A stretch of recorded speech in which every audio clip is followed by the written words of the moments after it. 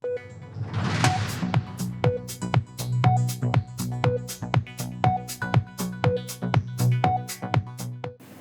ವೀಕ್ಷಕರೇ, the federal ಕರ್ನಾಟಕದ special at 7 PM ಕಾರ್ಯಕ್ರಮಕ್ಕೆ ಸ್ವಾಗತ. ನಾನು ವಿಜಯ್ ಜನಳ್ಳಿ. ಇವತ್ತಿನ ಸ್ಪೆಷಲ್ ಅಟ್ 7 PM ಕಾರ್ಯಕ್ರಮದಲ್ಲಿ ಹವಾಮಾನ ಇಲಾಖೆಯ ಹಿರಿಯ ಅಧಿಕಾರಿ, ಹವಾಮಾನ ಇಲಾಖೆಯ ವಿಜ್ಞಾನಿ CS ಪಾಟೀಲ್ ಅವರಿದ್ದಾರೆ. ರಾಜ್ಯದಲ್ಲಿ ಮಳೆ ಸಾಕಷ್ಟು ಆತಂಕ ಮೂಡಿಸಿರುವಂಥದ್ದು, ಮಳೆ ಆಗದೆ ಬರದ ಛಾಯೆ ಉಂಟಾಗಿರುವಂಥದ್ದು. ಮಳೆ ಯಾಕೆ ಬರ್ತಾ ಇಲ್ಲ, ಅಥವಾ ಮಳೆಯ ಪ್ರಮಾಣ ಹೇಗಿದೆ, ಮುಂದೆ ಮಳೆಯ ಒಂದು ನಿರೀಕ್ಷೆ ಯಾವ ರೀತಿ ಇದೆ, ಈ ಸಂಬಂಧಪಟ್ಟಂತೆ ಮಾತಾಡೋಕ್ಕೆ ವಿಜ್ಞಾನಿ, ಮಳೆಯ ಹವಾಮಾನ ವಿಜ್ಞಾನಿಯಾಗಿರುವಂತಹ CS ಪಾಟೀಲ್ ಅವರಿದ್ದಾರೆ. ಸರ್, ಕಾರ್ಯಕ್ರಮಕ್ಕೆ ಸ್ವಾಗತ. ಸರ್, ಮಳೆ ಈಗ ಸಾಕಷ್ಟು ಆತಂಕ ಇರುವಂಥದ್ದು, ಅಂದರೆ ಈಗ ನಿಮಗೆ ಜೂನ್ ತಿಂಗಳು ಮುಗಿದಿರುವಂಥದ್ದು, ಜುಲೈಗೆ ಎಂಟ್ರಿ ಆಗಿರುವಂಥದ್ದು. ನಿರೀಕ್ಷಿತ ಪ್ರಮಾಣದಲ್ಲಿ ಮಳೆ ಬರ್ತಾ ಇಲ್ಲ, ಸಾಕಷ್ಟು ಆತಂಕ ಇರುವಂಥದ್ದು ರೈತರಲ್ಲಿ ಮತ್ತು ಜನಸಾಮಾನ್ಯರಲ್ಲಿ. ಈಗಿನ ಮಳೆ ಪರಿಸ್ಥಿತಿ ಯಾವ ರೀತಿ ಇದೆ? ಈಗ ಕರ್ನಾಟಕ ರಾಜ್ಯದಂಥ ಎಲ್ಲ ಜಿಲ್ಲೆಗಳಲ್ಲಿ ಮುಂದಿನ ಒಂದು ವಾರದವರೆಗೆ ಮಳೆಯಾಗುವ ಸಾಧ್ಯತೆಗಳದಾವೆ. ಕರಾವಳಿ ಜಿಲ್ಲೆಗಳಲ್ಲಿ ಜುಲೈ 3ರಿಂದ ಜುಲೈ 7ರವರೆಗೆ ವ್ಯಾಪಕವಾಗಿ ಮಳೆಯಾಗುವ ಹೆಚ್ಚಿನ ಸಾಧ್ಯತೆಗಳದಾವೆ. ಮತ್ತು ಉತ್ತರ ಕನ್ನಡ, ಉಡುಪಿ ಹಾಗೂ ದಕ್ಷಿಣ ಕನ್ನಡ ಜಿಲ್ಲೆಗಳ ಕೆಲವು ಕಡೆ ಭಾರಿ ಹಾಗೂ ಅತಿ ಭಾರಿ ಮಳೆಯಾಗುವ ಸಾಧ್ಯತೆ ಇರುವುದರಿಂದ ಉತ್ತರ ಕನ್ನಡ, ಉಡುಪಿ ಹಾಗೂ ದಕ್ಷಿಣ ಕನ್ನಡ ಜಿಲ್ಲೆಗಳಿಗೆ ಜುಲೈ 3ರಿಂದ ಜುಲೈ 7ರವರೆಗೆ ಆರೆಂಜ್ ಅಲರ್ಟನ್ನು ಕೂಡ ಕೊಡಲಾಗಿದೆ. ಉತ್ತರ ಒಳನಾಡಿನ ಜಿಲ್ಲೆಗಳಲ್ಲಿ ಜುಲೈ 3ರಿಂದ ಜುಲೈ 6ರವರೆಗೆ ಹಲವು ಕಡೆ, ಅಂದರೆ 51%ರಿಂದ 75% ಪ್ರದೇಶಗಳಲ್ಲಿ ಮಳೆಯಾಗುವ ಸಾಧ್ಯತೆಗಳದಾವು. ಮತ್ತು ಬೆಳಗಾವಿ, ಧಾರವಾಡ, ಹಾವೇರಿ, ಗದಗ ಈ ಜಿಲ್ಲೆಗಳ ಕೆಲವು ಕಡೆ ಭಾರಿ ಮಳೆಯಾಗುವ ಸಾಧ್ಯತೆ ಇರುವುದರಿಂದ ಯೆಲ್ಲೋ ಅಲರ್ಟನ್ನು ಕೊಡಲಾಗಿದೆ. ಉಳಿದ ಜಿಲ್ಲೆಗಳಾದ ಬೀದರ್, ಕಲಬುರಗಿ, ಯಾದಗಿರಿ, ರಾಯಚೂರು, ವಿಜಯಪುರ, ಬಾಗಲಕೋಟೆ, ಕೊಪ್ಪಳ ಈ ಜಿಲ್ಲೆಗಳಲ್ಲಿ ಹಗುರದಿಂದ ಸಾಧಾರಣವಾಗಿ ಮಾತ್ರ ಮಳೆಯಾಗುವ ಸಾಧ್ಯತೆಗಳದಾವು. ನಾವು ದಕ್ಷಿಣ ಒಳನಾಡಿನ ಜಿಲ್ಲೆಗಳಿಗೆ ಬಂದಂದ್ರೆ ಮಲೆನಾಡಿನ ಜಿಲ್ಲೆಗಳಾದ ಶಿವಮೊಗ್ಗ, ಚಿಕ್ಕಮಗಳೂರು, ಹಾಸನ ಹಾಗೂ ಕೊಡಗು ಜಿಲ್ಲೆಗಳಲ್ಲಿ ಮುಂದಿನ ಒಂದು ವಾರದವರೆಗೆ ವ್ಯಾಪಕವಾಗಿ ಮಳೆಯಾಗುವ ಸಾಧ್ಯತೆಗಳದಾವು. ಈ ಜಿಲ್ಲೆಗಳ ಕೆಲವು ಕಡೆ ಭಾರಿ ಮಳೆಯಾಗುವ ಸಾಧ್ಯತೆ ಇರುವುದರಿಂದ ಶಿವಮೊಗ್ಗ, ಚಿಕ್ಕಮಗಳೂರು, ಹಾಸನ ಹಾಗೂ ಕೊಡಗು ಜಿಲ್ಲೆಗಳಿಗೆ ಜುಲೈ 3ರಿಂದ ಜುಲೈ 7ರವರೆಗೆ ಯೆಲ್ಲೋ ಅಲರ್ಟನ್ನು ಕೊಡಲಾಗಿದೆ. ಮುಂದೆ ವಿಜಯನಗರ, ಬಳ್ಳಾರಿ, ಚಿತ್ರದುರ್ಗ, ದಾವಣಗೆರೆ, ತುಮಕೂರು, ಚಿಕ್ಕಬಳ್ಳಾಪುರ, ಬೆಂಗಳೂರು, ಕೋಲಾರ, ರಾಮನಗರ, ಮಂಡ್ಯ, ಮೈಸೂರು, ಚಾಮರಾಜನಗರ ಈ ಜಿಲ್ಲೆಗಳಲ್ಲಿ ಹಗುರದಿಂದ ಸಾಧಾರಣವಾಗಿ ಹಲವು ಕಡೆ ಮಳೆಯಾಗುವ ಸಾಧ್ಯತೆಗಳದಾವು. ಹಲವು ಕಡೆ ಅಂದರೆ 51%ರಿಂದ 75% ಪ್ರದೇಶಗಳಲ್ಲಿ ಮಳೆಯಾಗುವ ಸಾಧ್ಯತೆಗಳದಾವು. ಅಂದ್ರೆ ಪೂರ್ವದ ಜಿಲ್ಲೆಗಳಲ್ಲಿ, ಕರ್ನಾಟಕದ ಪೂರ್ವದ ಜಿಲ್ಲೆಗಳಲ್ಲಿ ಮಳೆಯ ಪ್ರಮಾಣ ಸ್ವಲ್ಪ ಕಡಿಮೆ ಇರ್ತೈತಿ. ಆದರೆ ಮಳೆ ಮುಂದಿನ ಒಂದು 5 ದಿವಸದವರೆಗೆ ಮಳೆಯಾಗುವ ಸಾಧ್ಯತೆಗಳದಾವು. ಅಷ್ಟೊಂದು ಭಾರಿ ಮಳೆಯಾಗುವ ಸಾಧ್ಯತೆಗಳಿಲ್ಲ ಪೂರ್ವದ ಜಿಲ್ಲೆಗಳಲ್ಲಿ.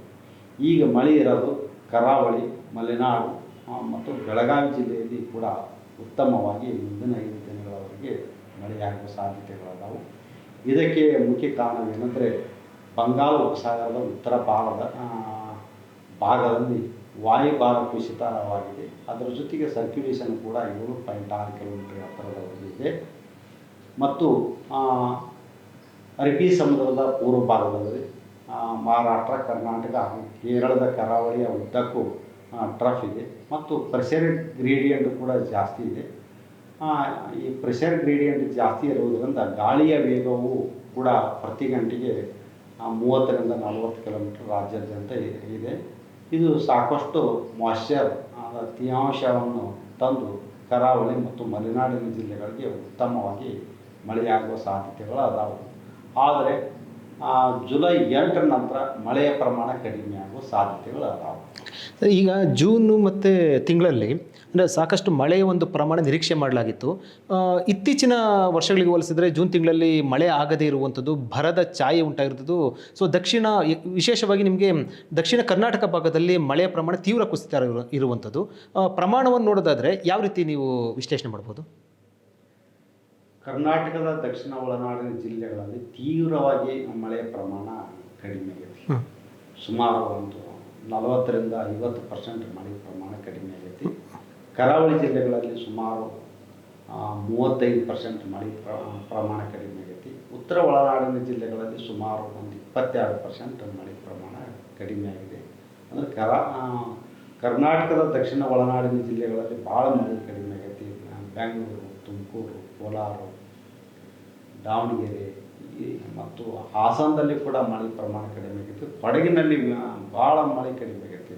ಕೊಡಗಿನಲ್ಲಿ ವಿಪರೀತ ಮಳೆ ಆಗುವಂಥದ್ದು ಈ ವರ್ಷ ಮಳೆ ಪ್ರಮಾಣ ಗಣನೀಯವಾಗಿ ಕುಸಿದಿದೆ ಅಂತ ಹೇಳ್ಬೋದು. ಸುಮಾರು 50%ಕ್ಕಿಂತ ಮಳೆ ಪ್ರಮಾಣ ಕೊಡಗಿನಲ್ಲಿ ಕಡಿಮೆ ಆಗಿದೆ. ಈ ಕಡೆ ನಿಂತ್ಕೊಂಡು ಮಾಡಿ ಸರ್. ಈಗ ಜೂನ್ ತಿಂಗಳಲ್ಲಿ ಸರ್ ಇಷ್ಟೊಂದು ಮಳೆ ಕಡಿಮೆ ಆಗಿರುವಂಥ ಇತ್ತೀಚಿನ ವರ್ಷಗಳಲ್ಲಿ ನೋಡಿದ್ರೆ 50% ಮಳೆ ಅಂತಂದರೆ ನಿಮಗೆ ಬಿತ್ತನೆ ಕೂಡ ಮಾಡೋಕ್ಕಾಗೋದಿಲ್ಲ. ಕೆರೆ ಜಲಾಶಯಗಳಲ್ಲಿ ಕೂಡ ತುಂಬದೇ ಇರುವಂಥದ್ದು. ಇತ್ತೀಚಿನ ವರ್ಷಗಳಲ್ಲಿ ನೋಡಿದ್ರೆ ಇದು ಮೊದಲ ಬಾರಿಗೆ, ಅಂದರೆ ಇತ್ತೀಚಿನ ವರ್ಷಗಳಿಗೆ ನೋಡಿದ್ರೆ ಇದು ಈ ರೀತಿಯ ಒಂದು ಮಳೆ ಕಡಿಮೆ ಆಗಿರುವಂಥದ್ದು 50% ಕಡಿಮೆ ಆಗಿರುವಂಥದ್ದು ಮೊದಲ ಬಾರಿ ಅಂತ ಹೇಳ್ಬೋದಾ ಸರ್? ಅಥವಾ ಇತ್ತೀಚಿನ ವರ್ಷಗಳಿಗೆ ಹೋಲಿಸಿದ್ರೆ ಒಂದು 10 ವರ್ಷ ನಾವು ನೋಡಿದರೆ ಈ ಮಳೆ ಪ್ರಮಾಣ ಈ ವರ್ಷ ಅತಿ ಕಡಿಮೆ ಆಗೈತೆ ಅಂತ ನಾವು ಹೇಳ್ಬೋದು. ಓಕೆ. ಏನು ಕಾರಣ, ಏನು ಮಳೆ ಕಡಿಮೆ ಆಗೋದಕ್ಕೆ? ಅಂದರೆ ನಿರೀಕ್ಷೆ ಇತ್ತಾ? ಮಳೆ ಕಡಿಮೆ ಆಗಲಿಕ್ಕೆ ಮುಖ್ಯ ಕಾರಣವೇನೆಂದರೆ ಎಲ್ನಿನೋ. ಹಾಂ, ಈ ಎಲ್ನಿನೋ ಅಂದ್ರೆ ಪೂರ್ವ ಪೆಸಿಫಿಕ್ ಮಹಾಸಾಗರದಲ್ಲಿ ಸಾಗರದ ನೀರಿನ ಉಷ್ಣಾಂಶ ಏರಿಕೆ ಆಗೋದಕ್ಕೆ ನಾವು ಎಲ್ನಿನೋ ಅಂತ ಕರಿತೀವಿ. ಇದು ಈ ಸರಾಸರಿ ಉಷ್ಣಾಂಶಕ್ಕಿಂತ 0.5 ಡಿಗ್ರಿ ಸೆಂಟಿಗ್ರೇಡ್ಕಿಂತ ಹೆಚ್ಚಿಗೆ ಆತಂದ್ರೆ ಎಲ್ನಿನೋ ಅಂತ ಕರಿತೀವಿ ನಾವು. 0.5ಕ್ಕಿಂತ ಅತಿ ಕಡಿಮೆ ಆಯ್ತಂದ್ರೆ ಲ್ಯಾನಿನೋ ಅಂತ ಕರಿತೀವಿ. ಅಂದ್ರೆ ಸರಾಸರಿ ಉಷ್ಣಾಂಶಕ್ಕಿಂತ ಉಷ್ಣಾಂಶ ಕಡಿಮೆ ಆಗೋದು ಅಥವಾ ತಂಪಾಗೋಕೆ, ಇದಕ್ಕೆ ನಾವು ಲ್ಯಾನಿನೋ ಅಂತ ಕರಿತೀವಿ. ವಿದಿನ್ ±0.5 ಡಿಗ್ರಿ ಸೆಂಟಿಗ್ರೇಡ್ ಒಳಗಿತ್ತಂದ್ರೆ ಅದಕ್ಕೆ ನ್ಯೂಟ್ರಲ್ ಕಂಡೀಷನ್ ಅಂತ ಕರಿತೀವಿ ನಾವು. ಅದಕ್ಕೆ ಈ ಒಂದು ಶಬ್ದ ನಾವು ಉಪಯೋಗ ಮಾಡ್ತೀವಿ, ಎನ್ಸೋ ಅಂತ. ಎನ್ಸೋ ಅಂದ್ರೆ ಎಲ್ನಿನೋ ಲ್ಯಾನಿನೋ ಕಂಡೀಷನ್ಸ್ ಅಂತ. ಎನ್ಸೋ ಕಂಡೀಷನ್ಗೆ ನಾವು ಎನ್ಸೋ ಅಂತ ಕರಿತೀವಿ. ಇದು ಒಂದು ಎಲ್ನಿನೋ ಅಂದ್ರೆ abnormal rise of sea surface temperature over east Pacific Ocean, that is called El Nino ಅಂತ ಕರಿತೀವಿ ನಾವು. ಈ ವರ್ಷ ಎಲ್ನಿನೋ ಆಗಿರೋದ್ರಿಂದ ಟ್ರೇಡ್ ವಿಂಡ್ಸ್ ಸ್ಟ್ರೆಂತ್ ಕಡಿಮೆ ಆಗಿದೆ ಮತ್ತು ಬಂಗಾಳ ಉಪಸಾಗರದಲ್ಲಿ ವಾಯುಭಾರ ಕುಸಿತ ಆಗುವ ಸಂಖ್ಯೆಯೂ ಕೂಡ ಕಡಿಮೆ ಆಗಿದೆ. ನಿನ್ನೆ ಒಂದು ವಾಯುಭಾರ ಕುಸಿತವಾಗಿದೆ. ಮೊದಲು ಅಷ್ಟೊಂದು ವಾಯುಭಾರ ಯಾವುದೇ ಕುಸಿತವಾಗಿದ್ದಿಲ್ಲ. ಇದರಿಂದ ಸ್ವಲ್ಪ ಈಗ ಈ ಒಂದು ವಾರದಲ್ಲಿ ಮಳೆ ಬರಕ್ಕೆ. ಓಕೆ. ಎಲ್ನಿನೋ ಅಂದರೆ ಇದು ಪ್ರತಿ ವರ್ಷವೂ ಈ ರೀತಿ ಉಂಟಾಗುತ್ತಾ, ಅಥವಾ ಎಲ್ನಿನೋ ಯಾವ ರೀತಿ ನೀವು ಪರಿಗಣಿಸ್ತೀರಾ, ಅಥವಾ ಯಾವ ರೀತಿ ಆಗುತ್ತೆ, ಅಥವಾ ಯಾವ ರೀತಿ ಪರಿಣಾಮ ಬೀರುತ್ತೆ? ಎಲ್ನಿನೋ ಪ್ರತಿ 3 ರಿಂದ 7 ವರ್ಷಕ್ಕೊಮ್ಮೆ ಬರುವಂಥದ್ದು. ಇದು ಯಾವಾಗಲೂ ಇರುವುದಿಲ್ಲ. ಎಲ್ನಿನೋ 2023ರಲ್ಲಿ ಎಲ್ನಿನೋ ಬಂದಿತ್ತು. 2015-16 ಎಲ್ನಿನೋ ಬಂದವು. ಎಲ್ನಿನೋ ಸಾಮಾನ್ಯ ಉಷ್ಣಾಂಶಕ್ಕಿಂತ ಪೂರ್ವ ಪೆಸಿಫಿಕ್ ಮಹಾಸಾಗರದಲ್ಲಿ 2ಕ್ಕಿಂತ ಹೆಚ್ಚಿಗೆ ಆಯ್ತು ಅಂದ್ರೆ ಅದಕ್ಕೆ ಸೂಪರ್ ಎಲ್ನಿನೋ ಅಂತ ಕರಿತೀವಿ. ಈ ಸೂಪರ್ ಎಲ್ನಿನೋ ಆಯ್ತು ಅಂದ್ರೆ ಅತಿ ತೀವ್ರವಾದ ಬರಗಾಲ ಬೀಳುತ್ತೆ. ಇನ್ನೂ ಅಷ್ಟು ಬಂದಿಲ್ಲ. ಇದು ಒಂದು ನಾನು ನಿಮಗೆ ಡೆಫಿನಿಷನ್ ಹೇಳಿದೆ ಅಷ್ಟೇ. ಓಕೆ. ಸೂಪರ್ ಎಲ್ನಿನೋ ಬಂದಿಲ್ಲ, ಅದೃಷ್ಟವಶಾತ್ತು. ಅಲ್ಲ, ಈಗ ಬಂದಿಲ್ಲ. ಈಗ ಸದ್ಯಕ್ಕೆ ಆ ಸ್ಥಿತಿ ಇಲ್ಲ. ಈಗ ಎಲ್ನಿನೋ ಕಂಡೀಷನ್ ಆ್ಯಕ್ಟಿವ್ ಇದೆ. ಇದರಿಂದ ಟ್ರೇಡ್ ವಿಂಡ್ಸ್, ಮನ್ಸೂನ್ ಗಾಳಿ ಭಾಳ ಕಡಿಮೆ ಆಗೈತಿ. ಓಕೆ. ಮತ್ತು ಬಂಗಾಳ ಉಪಸಾಗರದಲ್ಲಿ ಲೋ ಪ್ರೆಷರ್ ಸಿಸ್ಟಮ್ಸ್ ಕಡಿಮೆ ಆಗ್ಯಾವ. ಹೀಗಾಗಿ ಜೂನ್ ತಿಂಗಳಲ್ಲಿ ಮಳೆ ಭಾರಿ ಕೊರತೆಯಾಗಿದೆ. ಅದು ದಕ್ಷಿಣ ಕರ್ನಾಟಕದ ಒಳನಾಡಿನ ಜಿಲ್ಲೆಗಳಲ್ಲಿ ಅಥವಾ ಕರ್ನಾಟಕದ ಪೂರ್ವ ಜಿಲ್ಲೆಗಳಲ್ಲಿ ಮಳೆ ಪ್ರಮಾಣ ಅಥವಾ ಇಡೀ ಕರ್ನಾಟಕ ರಾಜ್ಯಾದ್ಯಂತ ಮಳೆ ವಿಪರೀತ ಕಡಿಮೆ ಆಗೈತೆ. ಎಲ್ನಿನೋ ಅದು ಯಾವಾಗ ಎಂಡ್ ಆಗುತ್ತೆ, ಅಥವಾ ಇಷ್ಟು ದಿನ ಇರುತ್ತೆ ಅಂತ ಯಾವ ರೀತಿ ನಿರೀಕ್ಷೆ ಮಾಡ್ಬೋದು, ಅಥವಾ ಯಾವ ರೀತಿ ಅದನ್ನು ಕ್ಯಾಲ್ಕುಲೇಟ್ ಮಾಡ್ಬೋದು? ಎಲ್ನಿನೋ ಸಾಮಾನ್ಯವಾಗಿ 6 ತಿಂಗಳಿಂದ ಒಮ್ಮೆ 1 ವರ್ಷ 1 ವರ್ಷ ತನಕ ಇದಕ್ಕೆ ಲೈಫ್ ಟೈಮ್ ಇರ್ತೈತೆ. ಇದರ ಲೈಫ್ ಟೈಮ್ ಜಾಸ್ತಿ ಇರ್ತೈತಿ. ಇದು ಬೇಗ ಎಲ್ನಿನೋ ಹೋಗಲ್ಲ. ಎಲ್ನಿನೋ. ಓಕೆ. ಆ ಎಲ್ನಿನೋ ಮಧ್ಯೆ ನಮಗೆ ಸೂಪರ್ ಎಲ್ನಿನೋ ರೀತಿಯಲ್ಲಿ ಕನ್ವರ್ಟ್ ಆಗುವಂಥ ಸಾಧ್ಯತೆಗಳು ಇರುತ್ತಾ? ಇರ್ಬೋದು ಆ ಸಂದರ್ಭ. ಓಕೆ. ಸರ್, ಈಗ ಜೂನ್ ತಿಂಗಳಲ್ಲಿ ನಾವು ಮುಗಿಸಿರುವಂಥದ್ದು, ಜುಲೈ ತಿಂಗಳಿಗೆ ಎಂಟ್ರಿ ಆಗಿರುವಂಥದ್ದು. ಈ ಮುಂದಿನ 1 ವಾರಗಳ ಕಾಲ ಮಳೆ ಆಗುವಂಥ ಸಾಧ್ಯತೆ ಇರುವಂಥದ್ದು ಅಂತ. ಆ ಮುಂದಿನ ಅಂದರೆ 8ನೇ ತಾರೀಕು 9ನೇ ತಾರೀಕು ನಂತರ ಮಳೆ ಪ್ರಮಾಣ ತೀವ್ರ ಕುಸಿತ ಅಂತ ತೋರಿಸ್ತಾ ಇದೆಯಾ? ಅದು ಜುಲೈ 8ರಿಂದ ಕರ್ನಾಟಕ ರಾಜ್ಯಾದ್ಯಂತ ಮಳೆ ಪ್ರಮಾಣ ತೀವ್ರವಾಗಿ ಕಡಿಮೆ ಆಗುವ ಸಾಧ್ಯತೆಗಳದಾವೆ. ಆದರೆ ಜುಲೈ 7 ತನೂ ಮಳೆ ಸ್ವಲ್ಪ ಪರವಾಗಿಲ್ಲ, ಮಳೆ ಆಗ್ತದೆ. ಈಗ ಇದೇ ರೀತಿ ಮುಂದುವರೆದ್ರೆ ಒಂದು ರೀತಿಯಲ್ಲಿ ಬರದ ಛಾಯೆ ಕೂಡ ಉಂಟಾಗಬಹುದು ಅನ್ನುವಂಥ ಆತಂಕ ಇರುವಂಥದ್ದು. ಆಗ್ಬೋದು. ಈಗಾಗಲೇ ಜೂನ್ ತಿಂಗಳಲ್ಲಿ ಮಳೆ ಆಗಿಲ್ಲ ಅಂದ್ರೆ ಇವೆಲ್ಲ ಕೃಷಿಗೆ ಭಾರಿ ಪರಿಣಾಮ ಬೀಳ್ತೈತಿ. ಇವನ್ನೆಲ್ಲ ಬಿತ್ತಲಿಕ್ಕೆ ಎಲ್ಲ ಸಮಸ್ಯೆ ಆಗುತ್ತೆ. ಬಿತ್ತಿದವರಿಗೂ ಕೂಡ ಮಳೆ ಬರಲಿಲ್ಲ ಅಂದ್ರೆ ಮೊಳಕೆಯಲ್ಲೇ ಒಮ್ಮೆ ಮಾಡಿ ಹೋಗೋ ಸಂದರ್ಭಗಳು ಇರ್ತಾವೆ. ಓಕೆ. ಜುಲೈ ತಿಂಗಳ ನಂತರ ಅಂದರೆ ನೀವು ಮುಂದೆ ಎಷ್ಟು ದಿನಗಳ ಕಾಲ ನೀವು ಈ ಮಳೆ ಸಂಬಂಧಪಟ್ಟಂತೆ ನಿಮ್ಮ ಒಂದು ವೈಜ್ಞಾನಿಕವಾಗಿ ಎಷ್ಟು ದಿನಗಳ ಮುಂಚಿತವಾಗಿ ನೀವು ಮಳೆಯನ್ನು ನೀವು ಕ್ಯಾಲ್ಕುಲೇಟ್ ಮಾಡ್ಬೋದು, ಬರುವಂಥ ನಿರೀಕ್ಷೆ ಇದೆ ಅಂತ ಹೇಳ್ಬೋದು? ಯಾಕಂದರೆ ನಿಮಗೆ ಈಗ ಆಗಸ್ಟು, ಸೆಪ್ಟೆಂಬರ್, ಅಕ್ಟೋಬರ್ ನಂತರ ನಿಮಗೆ ಫುಲ್ಲು ನಿಮಗೆ ಮಳೆನೇ ಇರೋದಿಲ್ಲ. ಸೊ ಆ ಹಿನ್ನೆಲೆಯಲ್ಲಿ ನಮಗೆ ಒಂದು ಆಶಾಭಾವನೆ ಇರುವಂಥದ್ದು ಈ ತಿಂಗಳಲ್ಲಿ ಮಳೆ ಬಂದರೆ ಸ್ವಲ್ಪ ಜಲಾಶಯಗಳು ತುಂಬಬಹುದು ಅನ್ನುವಂಥ ಒಂದು ಆಶಾಭಾವನೆ ಇರುವಂಥದ್ದು. ಸೊ ಇದನ್ನು ನೋಡೋದಾದರೆ ಮುಂದೆ ಎಷ್ಟು ದಿನಗಳ ಕಾಲ ಈ ರೀತಿ ಒಂದು ಮಳೆಯ ಸಾಧ್ಯತೆಗಳಿರುತ್ತೆ ಅಥವಾ ಸಾಧ್ಯತೆ ಇರೋದಿಲ್ಲ ಅಂತ? ಜುಲೈ 8ರಿಂದ ಸುಮಾರು ಜುಲೈ 15 ತನಕ ಸ್ವಲ್ಪ ಮಳೆಯ ಪ್ರಮಾಣ ವಾಡಿಕೆಗಿಂತ ಕಡಿಮೆ ಇರ್ತೈತಿ. ಜುಲೈ 3ರಿಂದ ಜುಲೈ 8 ತನೂ ಮಳೆ ವಾಡಿಕೆಯಂತೆ ಅಥವಾ ವಾಡಿಕೆಗಿಂತ ಸ್ವಲ್ಪ ಮಳೆ ಹೆಚ್ಚಿಗೆ ಇರ್ತೈತಿ. ನಂತರ ಜುಲೈ ಅಂದ್ರೆ 2-3ನೇ ವಾರದಲ್ಲಿ ಒಂದು ಸ್ವಲ್ಪ ಮಳೆ ಪ್ರಮಾಣ ತೀವ್ರವಾಗಿ ಕಡಿಮೆ ಆಗೋ ಸಾಧ್ಯತೆಗಳದ. ಓಕೆ. ಅಂದರೆ ಮಳೆ ಸಾಧ್ಯತೆ ಅಂದರೆ ಈ ತಿಂಗಳಲ್ಲಿ ಬಂದರೆ ಮಾತ್ರ ಮಳೆ ನಮಗೆ ಒಂದಷ್ಟು ಜಲಾಶಯ ತುಂಬ ಜುಲೈ ಮತ್ತು ಆಗಸ್ಟ್ನಲ್ಲೇ ಜಾಸ್ತಿ ಮಳೆ ಬರೋದು. ಇಡೀ ವರ್ಷಕ್ಕೆ ಎಲ್ಲ ತಿಂಗಳಿಗೆ 12 ತಿಂಗಳಿಗೆ ಹೋಲಿಸಿದ್ರೆ ಹೆಚ್ಚು ಮಳೆ ಬರೋದು ಜುಲೈ ತಿಂಗಳು. ಇದಕ್ಕೆ ಪೀಕ್ ಮಾನ್ಸೂನ್ ಸೀಸನ್ ಅಂತ ನಾವು ಕರಿತೀವಿ. ಓಕೆ. ಈ ಪೀಕ್ ಮಾನ್ಸೂನ್ ಸೀಸನಲ್ಲಿ ಈಗ ಮಳೆ ಕಡಿಮೆ ಆಗಿರುವಂಥದ್ದು. ಓಕೆ ಸರ್, ಈಗ ಈ ಒಂದು ವಾರದಲ್ಲಿ ಹೋಲಿಸಿದ್ರೆ ಮುಂದಿನ ಒಂದು ವಾರ ಅಂದರೆ 8ನೇ ತಾರೀಕು ನಂತರ ಆಗ ತುಂಬ ಪೀಕ್ ಇರುವಂಥದ್ದು. ಸೊ ಆ ಮುಂದಿನ ಒಂದು ವಾರದನ್ನು ಈಗಲೇ ಕೂಡ ನೀವು ಒಂದು ನಿರೀಕ್ಷೆ ಮಾಡ್ಬೋದು ಸರ್? ಒಂದು ತಿಂಗಳು ಮೊದಲು ಹೇಳ್ಬೋದು ಮಳೆ ವಾಡಿಕೆಗಿಂತ ಹೆಚ್ಚಿಗೆ ಇರುತ್ತೋ ಕಡಿಮೆ ಇರುತ್ತೋ ಅಂತ ಹೇಳ್ಬೋದು. ಆದರೆ ನಿಖರವಾಗಿ ನಾವು ಹೇಳೋದು ಮುಂದಿನ 7 ದಿವಸ ತನಕ ಹೇಳೋದು ನಿಖರವಾಗಿರುವಂಥದ್ದು. ನಿಖರವಾಗಿ. ಓಕೆ. ಇತ್ತೀಚಿನ ವರ್ಷಗಳು ನೀವು ನೋಡಿದ ಪೈಕಿ ಇಷ್ಟು ಮಳೆ ಕಡಿಮೆ ಆಗಿದ್ದಿಲ್ಲ ಸರ್ ಇತ್ತೀಚಿನ ವರ್ಷಗಳಿಗೆ ನೋಡಿದ್ರೆ? ಇಲ್ಲ, ಇದು ನಮ್ಮ ದಕ್ಷಿಣ ಭಾರತದಲ್ಲಿ ಮಳೆ ಹೆಚ್ಚಿಗೆ ಆಗಿತ್ತು. ಈಗ ಒಂದು 15 ವರ್ಷದಿಂದ ಈ ವರ್ಷ ಎಲ್ನಿನೋದಿಂದ ತೀವ್ರವಾಗಿ ಕಡಿಮೆ. ಓಕೆ. ಈಗ ಎಲ್ನಿನೋ ಒಂದು ವರ್ಷಗಳ ಕಾಲ ಇರುತ್ತೆ ಅಂತ ಅಂದರೆ ಒಂದು ವರ್ಷದವರೆಗೂ 6 ತಿಂಗಳಿಂದ ಒಂದು ವರ್ಷದವರೆಗೂ ಇರುತ್ತೆ ಅಂತ ಹೇಳ್ತಾ ಇರುವಂಥದ್ದು. ಆ ಒಂದು ವರ್ಷದ ಒಳಗಡೆ ಕೂಡ ಅದರ ಪರಿಣಾಮ ನಮ್ಮ ಮೇಲೆ ಬೀರುತ್ತಾ ಒಂದು ವರ್ಷದವರೆಗೂ ಕೂಡ? ಇರುತ್ತೆ. ಚಳಿಗಾಲದಲ್ಲಿ ಎಲ್ಲಿನೋ ಇತ್ತಂದ್ರೆ ಚಳಿಗಾಲ ಕಡಿಮೆ ಆಗುತ್ತೆ. ಬೇಸಿಗೆಯಲ್ಲಿ ಎಲ್ಲಿನೋ ಬಂತಂದ್ರೆ ಬಿಸಿಲು ಜಾಸ್ತಿ ಆಗುತ್ತೆ. ಅದು ಕೂಡ ಎಫೆಕ್ಟ್ ಇರುವಂಥದ್ದು. ಕೇವಲ ಮಳೆಗಾಲಕ್ಕೆ ಮಾತ್ರ ಎಲ್ಲಿನೋ ಎಫೆಕ್ಟ್ ಅಲ್ಲ, ಚಳಿಗಾಲ ಇದು ಬೇಸಿಗೆಗಾಲಕ್ಕೂ ಕೂಡ ಎಫೆಕ್ಟ್ ಆಗುತ್ತೆ. ಓಕೆ. ಅದು ಯಾವ ರೀತಿ ಸರ್ ಚಳಿಗಾಲದಲ್ಲಿ ಅಂತ? ಚಳಿಗಾಲದಲ್ಲಿ ಅಂದ್ರೆ ಪೆಸಿಫಿಕ್ ಮಹಾಸಾಗರದಿಂದ ಅಂದ್ರೆ ಪೂರ್ವದಿಂದ ಪಶ್ಚಿಮ ಕಡೆ ಏನು ಗಾಳಿ ಚಲಿಸ್ತಿರ್ತೈತಲ್ಲ ಅದು ಸ್ವಲ್ಪ ಹಾಟ್ ಆ್ಯಂಡ್ ಹ್ಯೂಮಿಡ್ ಏರ್ ತಂದು ನಮಗೆ ಸ್ವಲ್ಪ ಚಳಿ ಕಡಿಮೆ ಆಗುತ್ತೆ ಆ ಟೈಮಲ್ಲಿ. ಓಕೆ. ಬೇಸಿಗೆ ಕಾಲದಲ್ಲಿ ಆದರೆ ನಿಮಗೆ ಎಲ್ನಿನೋ ಇದ್ದರೆ ಅದು ತುಂಬ ಬೇಸಿಗೆ ಇರುತ್ತೆ. ಸ್ವಲ್ಪ ಅದಕ್ಕೆ ಹೀಟ್ ವೇವ್ಸ್ ಬರ್ತಾವೆ, ಉಷ್ಣಾಲಯಗಳಂತ ಕರಿತೀವಿ. ಟೆಂಪರೇಚರ್ ಭಾಳ ಅಬ್ನಾರ್ಮಲಿ ರೈಸ್ ಆಗ್ತವೆ. ಓಕೆ. ಈಗ ಹೊರ ದೇಶದಲ್ಲೆಲ್ಲ ಕೂಡ ನಿಮಗೆ ಸಿಕ್ಕಾಪಟ್ಟೆ ನಿಮಗೆ ಹೀಟ್ ವೇವ್ ಆಗಿ ಬಿಸಿಯಾಗಿ ಸುಮಾರು ಜನ ಸಾಯ್ತಾ ಇರುವಂಥದ್ದು. ಸೊ ಆ ಎಫೆಕ್ಟೇ ಕೂಡ ಎಲ್ನಿನೋ ಅಂತ ಹೇಳ್ಬೋದಲ್ಲ? ಹಂಗಾಗುತ್ತೆ. ಓಕೆ. ನಮಗೆ ಈಗ ಮುಂದಿನ ಬೇಸಿಗೆ ಅಂದರೆ ಶುರುವಾಗುವಂಥದ್ದು ನಮಗೆ ನೆಕ್ಸ್ಟು ಫೆಬ್ರವರಿ ಮಾರ್ಚ್ ಎಂಡಲ್ಲಿ. ಸೊ ಎಲ್ಲಿನೂ ಅಲ್ಲಿವರೆಗೂ ಆಕ್ಟಿವ್ ಆಗಿರುತ್ತಾ? ಇರ್ಬೋದು. ನಾವು ಒಂದು ವೇಳೆ ಆಕ್ಟಿವ್ ಆಗಿದ್ದರೆ ಆಗ ಬಿಸಿ ಜಾಸ್ತಿ ಇರುತ್ತೆ. ನಾವು ಅಪ್ಡೇಟ್ ಮಾಡ್ತಿರ್ತೀವಿ. ಓಕೆ ಸರ್, ನಿಮಗೆ ಎಲ್ನಿನೋನ ಯಾವ ರೀತಿ ನೀವು ಐಡೆಂಟಿಫೈ ಮಾಡ್ತೀರಾ ಸರ್, ಅಥವಾ ಯಾವ ರೀತಿ ಮಾಹಿತಿ ಬರುತ್ತೆ ಅಂದರೆ ಜನರಿಗೋಸ್ಕರ ಮಾಹಿತಿ ಕೊಡೋದಾದ್ರೆ?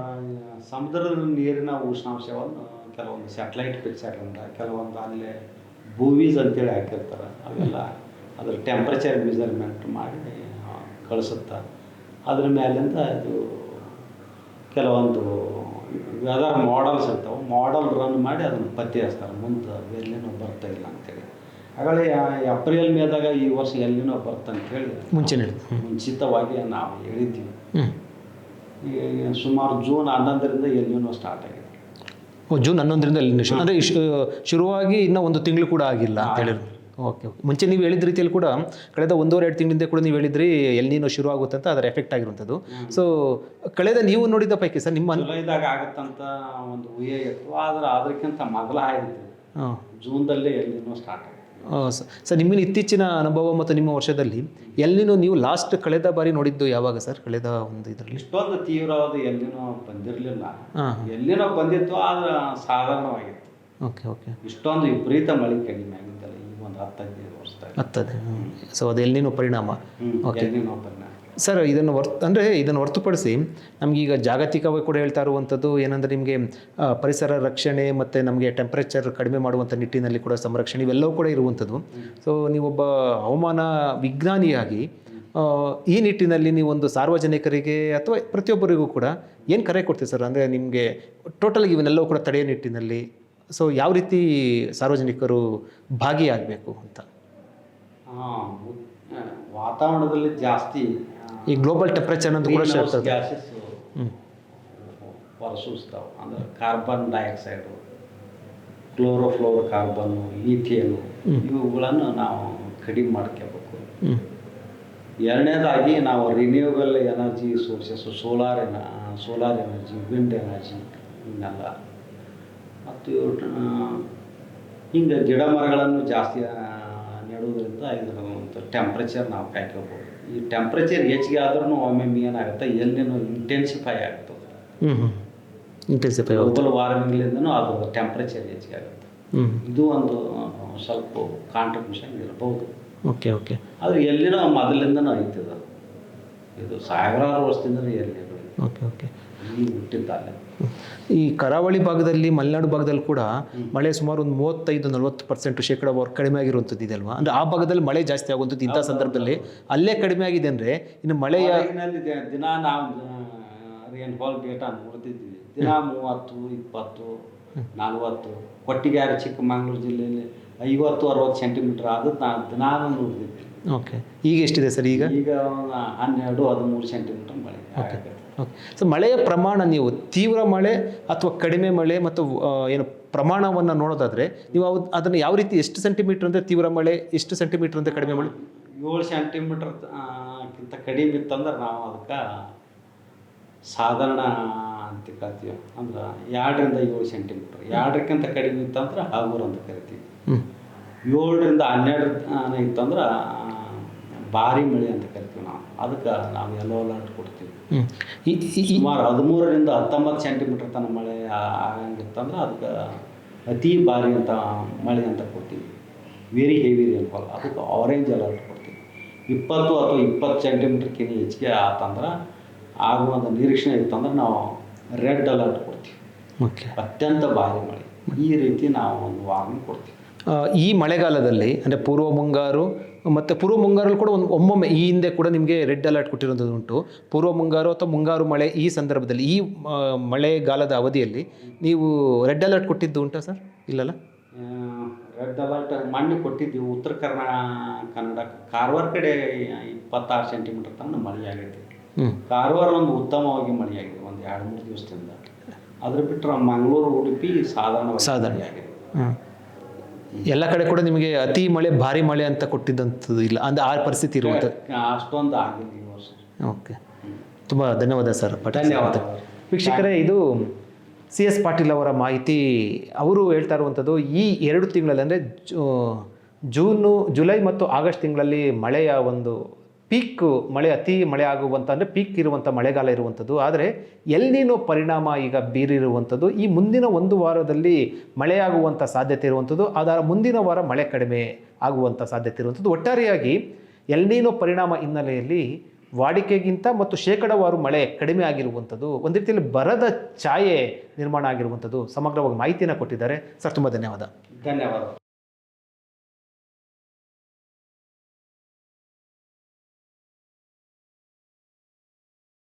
ಹೆಚ್ಚಿನ ಸುದ್ದಿ ಅಪ್ಡೇಟ್ಗೆ ಈಗಲೇ the federal Karnataka YouTube page ಅನ್ನು ಸಬ್ಸ್ಕ್ರೈಬ್ ಮಾಡಿ.